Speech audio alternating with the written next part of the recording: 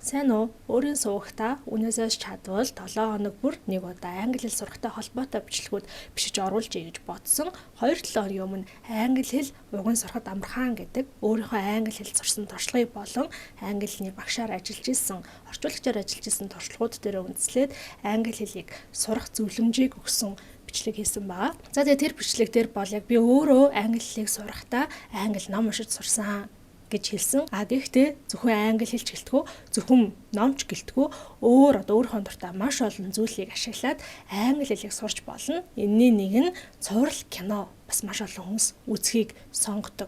За тэгээд дэлхийд дахна бол бидний сайн мэдэх алдарт Friends цуврал англи хэл сурахад хамгийн тохиромжтой цуврал гэдгээрээ бас алдартай байдаг. Үүний учир шалтгаан нь магадгүй Friends дээр өдөр тутмын юм харилцан ярианууд яг хүний амьдралд байнга тохиолдож таарч болох тийм ярианууд их гардаг байх. Дээрэс нь нэмээд Friends өөрөө маш хөгжилтэй.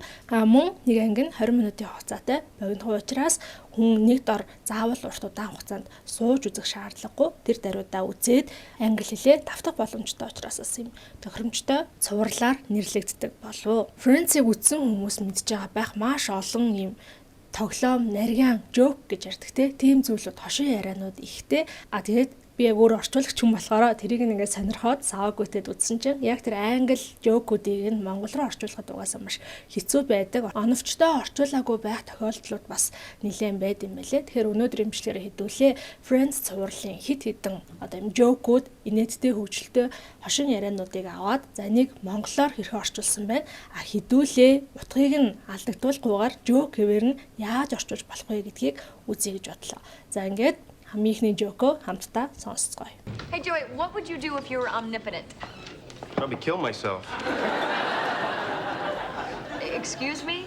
Hey, if little Joey's dead, then I got no reason to live. Joey, omnipotent. You are? Oh, Энэ харилцан яриа яагаад joke юм бэ, гошигнол юм бэ гэж тооцогдож байгаа юм бэ гэхээр энэ дээр нөгөө omnipotent гэдэг үгэн дээр тоглолт хийсэн байгаа байхгүй юу? Omnipotent гэдэг нь болохоор бүхнийг чадагч гэдэг утгатай. Одоо заримдаа бид нэр бэр тентэр гэж ярьдаг шүү дээ. Хэрвээ Friends-ийг үзчихсэн бол та мэдж байгаа байх. Friends-ийн 6 гол дүрийн найзуудын нэг нь буюу Joey-г нэг юм жоохон удаан юм ойлгодог, айгүй мата гэх юм уу? Тиймэрхүү дүр болгочихсон. Тэрэн дээрээ дөрөөлөд маш олон жокууд тоглоом шоглоом хийх боломжтой болдог. За тэгэхээр энэ жок ч гэсэндээ яг тэрний л нэг жишээ байна л да. Joey нөгөө omnipotent гэдэг үгийг нь impotent буюу бэлгийн сулралтай гэд буруу сонсчихж байгаа юм аа. За тэгэнгүүтээ чи бүхнийг чадагч байсан бол юу хийх вэ гэд асуусныг нь чи бэлгийн сулралтай бол юу хийх вэ гэж буруу сонсоод за тэгэнгүүт Ross үгүй omnipotent гэдэг үгийг нь зөвөр хэлсэн чинь Joey тэрийг нь I'm impotent буюу би бэлгийн сулралтай гэж буруу сонсоод тийм үү яана харамсалтай байна гэд санаа зовж байгаа ийм жок байсан байна. За нэг монголоор юу гэж орчуулсныг нь сонсъё. Чи бүхнийг чадагч байсан бол яах байсан? Өөрийгөө алах байсан. Өшөөгөөрэй. Бэлэн Joey байхгүй юм бол би амьдрах шаардлага гарах. Joey бүхнийг чадагч гэлээ шүү дээ. Чи тийм юм уу? Ross намайг За хэрвээ энийг яг англи хэлнээс монгол хэл рүү joke буюу жоох нарийнтай хэвээр нь буулгах байсан бол магадгүй яг манай монголчуудын соёлд илүү ойрхон орно алтан загсны үлээрийг ашиглах боломжтой байсан болов уу гэж бодсон. Алтан загс ч угаасаа бүхнийг чадагч хүсэл биелүүлэгч штэ. За энэ дээр нэмээд оронд гэдэг үгийг ашиглана. Оронд гэдэг үгийг ингээд сонсонгууд шууд л олон утгатай байгаа штэ. За жишээлбэл хин нэгний оронд буюу тэр хүний өмнөөс гэдэг утга байж болно. Хин нэгний оронд буюу орон дотор нь тий. Эсвэл ямар нэгэн оронд буюу улс оронд гэх мэтчлэн олон утгатай байж болно. За тэгэхээр оронд гэдэг үгийг ашиглая. Моника Joey-гаас асууна. Joey, хэрвээ чи алтан загсны үлгэрийн өвгөний оронд байсан бол яах байсан бэ? Гэхдээ Joey би өөрийгөө алах байсан гэж хариулна. Моника мэдээж гайхаад яасан гинэ гэхэд Joey хэрвээ би хин нэгэн өвгөний орон дотор байх юм бол амьдрах ямар ч хүсэлгүй болно штэ гэж хариулна. Тэгтэн Ross энийг нь залруулад Joey бид нэр хүслээ хэлж байна штэ. Буюу алтан загсны үлгэрийн өвгөний оронд байсан бол юу хүсгээ хэлж байна штэ гэсэн чинь Joey тийм үү чи тийм зүйл хүсдэг юм уу гэж хариулна. Буюу Ross-ыг чи өвгөний оронд байхыг хүсдэг юм уу гэж Ойлгож байгаагаар энэ маань нэг илүү жоох юм joke маягтай болж болох юм байна. За одоо бүгдээрээ хоёр дахь joke-о сонсъё. When a guy breaks up with his girlfriend, what is an appropriate amount of time to wait before you make a move? Oh, I'd say about a month. Really? I'd say 3 to 4. Half hour. Interesting. When it's your assistant, I would say never. All right, Rach, the big question is, does he like you? Right? Because if he doesn't like you, this is all a moot point. A moo point? Yeah. It's like a cow's opinion. It just doesn't matter. It's moo.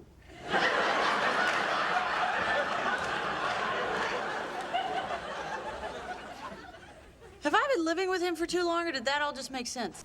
За энэ дээр болохоор дахиад Joey-гийн нөгөө юмыг буруу сонсдог ч юм уу, удаан ойлгодог тэрэн дээр нь тоглолт хийсэн байна л да. Moot point гэдэг үг байгаад байгаа юм. Moot point гэдэг нь болохоор ямар нэгэн зүйлд хамааралгүй эсвэл ямар ч падгүй гэдэг юм утгатай үг байгаад байгаа. Гэтэл Joey маань энийг сонсохдоо дахиад буруу сонссон тийм. Ер нь Joey жоохон чи хатуу байсан юм шүү.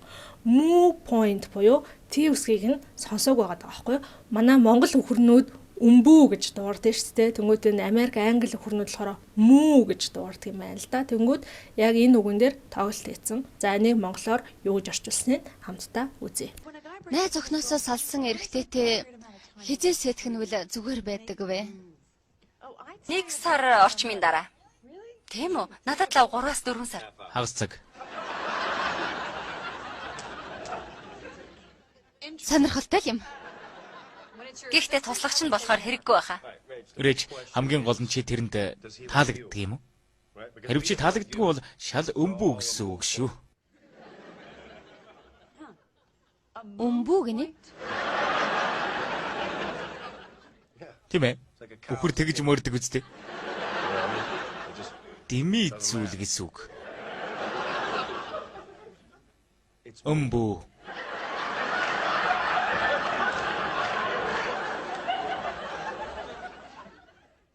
Тэрнтэй удаан амьдарсан болохоор би хэлснийг ойлгоод байна уу? Энэ бол бас нэлийн юм дөхүүлсэн орчуулга юм шиг санагдсан. Гэхдээ л нөгөө нарийн хошигнол инээдтэй байх хэрэгтэй гэдэг утган сайн гараагүй юм шиг санагдлаа. Энийг хэрвээ би орчуулах байсан бол яаж орчуулах байсан бэ гэхээр нэг найзынхаа ярьжсэн зүйлээс жишээ авч байгаа байхгүй юу? Монголчууд нөгөө гом, би, гозон толгой гэж ярьдээ штэ. Тэгсэн чинь манай тэр найз хүүхэд байхдаа гомбын гоцон толгой гэж боддог байсан гинэ. Гомб гэдэг хүний гоцон толгой. Яа тэгэхээр мань хүний санаанд юу гэж буусан бэ гэхээр гомб гэдэг нэг юм алтартай ганц бие хүн байсан. Тэгээд тэр гомбын гоцон толгой гэдэг нь ганц бие хүн гэдэг утгатай утга дүүцнэ гэж боддог байсан юм байна л да. За тэгэхээр энийг ашиглаад хэдүүлээ ингэж орчуулж болох юм байна. Rachel асууж байгаа шүү дээ. Найз охиноосоо салсан эрэгтэйтэй ер нь хизэнээс эхлээд би сэтгэнвэл зүгээр вэ гэхэд бүгдээрээ саналаа хэлнэ. Phoebe бол 1 сар орчмын дараа, Monica болохоор 3-аас 4 сарын дараа, Joey гэсэн чинь хагас цаг. Monica энэ дундор орж ирээд гэхдээ тэр залуу чинь чиний туслах юм бол баг хизээч сэтгэндэггүй байвал зүгээр байхаа. Гэхэд Joey орж ирээд Rachel хамгийн гол нь чи тэрэнд таалагддаг юм уу?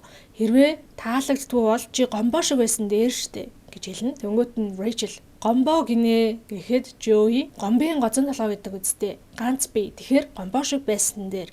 Гингүүт нь Rachel гом бие гоцон толгой гэдэг үстэй. Гэхдээ наадах чинь айгүй юм ойлгомжтой санагдаа явчлаа шүү гэж хэлснээр бас орчуулж болох юм байна гэж бодсон. За 3 дахь joke бүгдээрээ хамтдаа үзцгээе. All right, what do you got? Well, you better hop out of the shower, because I got a flush.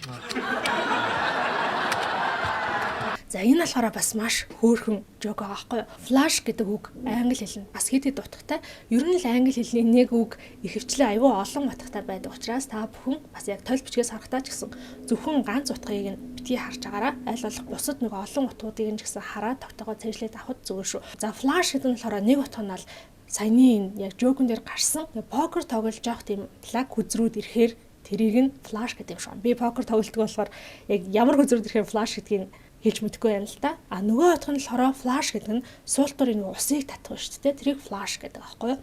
Тэгэнгүүт энэ joke нь ямар утгатай юм бэ гэхээр одоо энэ Америкт ч тэр за намайг Туркт сурдаг байхад ч бас тэгдэг байсан. Ингээд төвийн бид нар шиг юм халуун одоо усны шугам сүлжээн тэр гэж байхгүй айл болгон өөрсдөө хэрэгцээнийхээ халуун усыг гэр дотор одоо бойлероор ч юм уу байгалийн хийгэр ч юм уу ингээ халаадаг. Тэнгүүд жишээлбэл намайг усанд орж явахад манай найз галтгоонд аяг тавуугаад эхлэх юм бол надад иржсэн халуун ус нь галтгоон руу явчихдаг. Тэгээ шууд би ингээ амар хүүхэд усанд ингээд үлдчихдэг. Нэг иймэрхүү түүхэд болж исэн. Тэгмүүд яг энтэй адилхан Ross болохоор ингэж хэлж байгаа юм. За надаа флаш байна шүү. Тийм болохоор чи шүршүүрээс яг одоо гараарай. Буюу би нөгөө суул дараа татах чинь флаш яг ижлэг утгатай тийм болохоор чи шүршүүрээс гараарай гэдэг ингээд нэлээм хөөрхөн жок хийж байгаа байхгүй. За энийг монголоор юуж орчуулсан юм уу? Тэрийг хамтдаа харъя. За, юу тий? Well, you better Надад мөнгө хураалах нь дээ. Учир нь надад флаш байна. За санаа нь бол зөвхөн надад флаш байгаа учраас та нар надад мөнгө хураалах нэ гэдэг. Гэхдээ жок нь байхгүй болчих жоохгүй. Үгэн дээр тоглолт хийсэн нь тэр үгийн өөр утгыг нь ашигласан нь байхгүй болчих жоо. Хэрвээ энийг орчуулах байсан бол юу гэж орчуулах байсан бэ гэхээр флаш гэдэг үгийг нь жишээлбэл флаш гэдэг арай өөр үгээр ашиглаж болно. Адилхан л хоёулаа монголоор флаш гэж ярьдээ шүү дээ. За тэгэнгүүт за яг одоо компьютераа асаагаараа яагаад гэвэл надад флаш байна гэж ч юм уу бас хэлж болох гэжээ. За дараагийн жокоо хамтдаа үзье. Hey, hey. I have to go to China. The country? No, this big pile of dishes in my mom's break front. За энэ л хороо сарказмтай жок байгаа юм. Сарказм хэр нөгөө ёжлохыг хэлж байгаа шүү дээ. Жишээлбэл хүнсний зах дээр явж исэн чинь найзтайгаа таарахаар найз хүүе чи юу ирээ явж байгаа юм бэ гэж асуудаг шүү дээ. Тэнгүүт нь өөдөөс нь заримдаа ингээд ёжлмор санагдаад би усан цэлээ явж гинэ гэж хэлмээр ч юм шиг санагддаг тий. Угаасаа хүнсний захад хүнсээ цуглуулахаас өөр одоо юу хийх гэж явах вэ тий. За яг тэрнтэй адилхан China гэдэг үгэн дээр ёжилсан байгаа юм а. China гэдэг үг нь хэрвээ C үсгэн томоор хэлсэн байх юм бол хятад улс гэсэн үг. Харин C үсгэн жижигээр хэлсэн байх юм бол өгүүлбэрийн дунд байх тааш тий. Жижигээр хэлсэн байх юм бол гангар шаазан гэдэг ийм утгатай үг юм байна. За энэ жокийг монгол хэлний хэрхэн орчуулсныг хамтдаа үзье. Сайн уу? I have to go to Би хятад явлаа. Хятад улс уу? No, this Үгүй ээж маань угаалдуур дотор байдаг аяг тавг. За энэ дээр бол бүр ингээд шууд л яг жинхэнэ үгээр нь орчуулчихсан. Ямар ч тийм нөгөө жок ч юм уу сарказмын утга ногтгонж гараагүй байна. За энийг хэрвээ одоо юу гэдэг арай юм жоклэг болгоод орчуулъя гэж бодох юм бол Ross ирээд би цагаан хэрмийн нутаг руу явахаар болсон гингүүт нь Joey хятад улс уу гэхэд Ross одоо нэг сарказм оруулж ирээд үгүй хэрэмнүүд байдаг ойшоо руу явах гэж байна. Буюу цагаан хэрмийн нутаг гэхээр хятад улсаас өөр ямар улс авах вэ тий? Нэрэл хэрэмнүүд байдаг ойшоо руу явах гэж байгаа гэж хэлж байгаа юм уу гэдэг ийм явшлал орж ирж бас болох юм гэж утсан. За ингээд дараагийн жок бүгд хамтдаа үзье. It's just not worth it. Well, but No, but, Ross. We are never going to happen, okay? Accept that. except that what? No. Accept that. За энэ жок болохоор accept гэдэг нэг юм ижлэгэн дуудагддаг хоёр үгэн дээр тоглолт хийчихсэн байгаа. Accept гэдэг нь болохоор хүлээн зөвшөөрөх, accept гэдэг нь болохоор ямар нэгэн зүйлээс гадна гэсэн ийм утгатай айгүй ижлэгэн хоорондоо сонсогддог учраас англи хэлийг хоёр дахь хэл болгоод сурсан. Бидрээс гадна бүр яг жинхэнэ унган одоо Америк англи хэлтэй хүмүүс хүртэл энэ хоёр үгийг хооронд нь хольц солиод идэм байлээ. За энийг монголоор юу гэж орчуулсыг нь харъя. Юу л да гэхдээ Гэхдээ гэж байхгүй Ross. Бид хизээч бүтэхгүй. За ёо. Хүлээн зөвшөөр. юунаас бусдна гэж. Үгүй. Хүлээн зөвшөөр. За энэ болохоор яг үгийн хувьд бол зөв орчуулсан байгаа байхгүй юу? Гэхдээ ямар нэгэн тийм жок нь ойлгомжгүй болсон. Энийг нэр үнэхээр монголоор одоо үзэж байгаа хүн бол яг юуг нь сонсоод инээхинтэй уул нэгэ цаана хүмүүс инээгээд байгаа шүү дээ. Тэгэхээр ямар нэгэн инээдтэй зүйл болоод байгаа гэсэн үг тий. За энийг болохоор юу гэж орчуулж болох юм бэ гэхээр Ross гэхдээ гэдгсэн чинь Rachel гэхдээ гэж хизээж байхгүй бууж өгөлдөө. Гэхдээ Ross бууж өглөө гинэ гэхэд Rachel үгүй бууж өглөө гэд яг нэг юм ойролцоо үгийг буруу сонсож байгаа маягаар бас оруулж өгч болох юм байна гэж хэлсэн.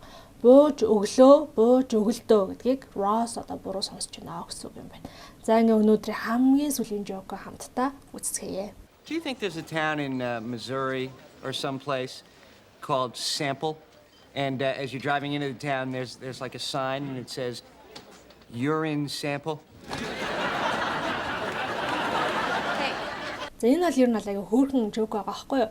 You're in sample буюу чи sample хотод байна гэдэг үг нь англиараа urine sample буюу шээсний шинжилгээний дээж гэдэг ийм утгыг гаргаж ирж байгаа. Тэгэхээр мань хүн яах вэ? Яг энэ шээсний шинжилгээний дээж гэдэг энэ үгийг гаргаж ирэхийн тулд одоо энэ joke-ыг хэлээд байна шүү дээ. Нөгөө шээсний шинжилгээний дээж гэр чинь бид нэг шээсний шинжилгээ өгөхийн тулд нэг юм жижигхэн саунд шээсийг аваа ярьдаг те тэрийг хэлж байгаа байхгүй юу? За тэгмүүд энийг юу гэж орчуулсан бэ? Хамтдаа үзье.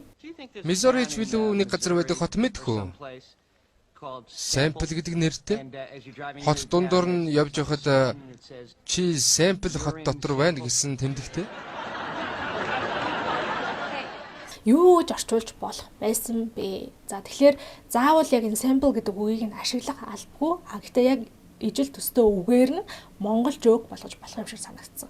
За жишээлбэл Chandler ингэж хэлнэ гэсэн үг байхгүй юу? Хаа нэгтээ Эрглаа гэдэг нэртэй хот байдаг болов. Хот дундуур явж исэн чинь та эрглаад байна гэдэг бичиг гарч ирдэг. Буюу таргалаад байна болж байгаа зү тэ. Яг ингэж бас joke хийж болох юм байна гэж бодсон. За ингээ өнөөдрийн хувьд аль яг энэ 7 joke-ийг бэлдсэн байлаа. Ер нь тэгээд орчуулга хийх бол бас нэлээ мадармаатай байдаг те. Ямар нэгэн зүйлийн үндсэн утга санааг нь алдагдуулахгүй орчуулах хэрэгтэй.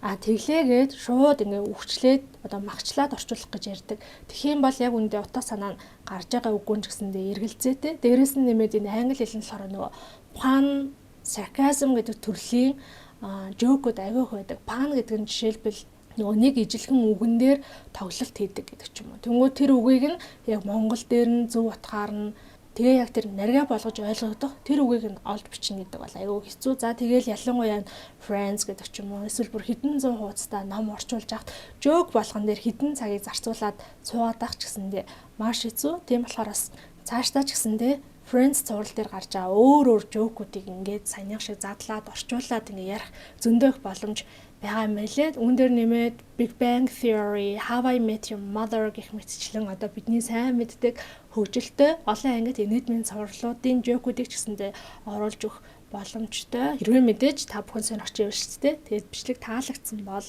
сэтгэлээ үлдээгээрэй. Яг ингэж joke орчуулж исэн ч юм уу эсвэл joke-ийг ойлгохгүй байсан тохиолдол таны амьдралд бас тохиолдож исэн бол тэр түүхээ бидэнтэй хуваалцаарай. Ингээ өнөөдөр надтай хамт байсан баярлалаа. Удахгүй эргээд олзъя.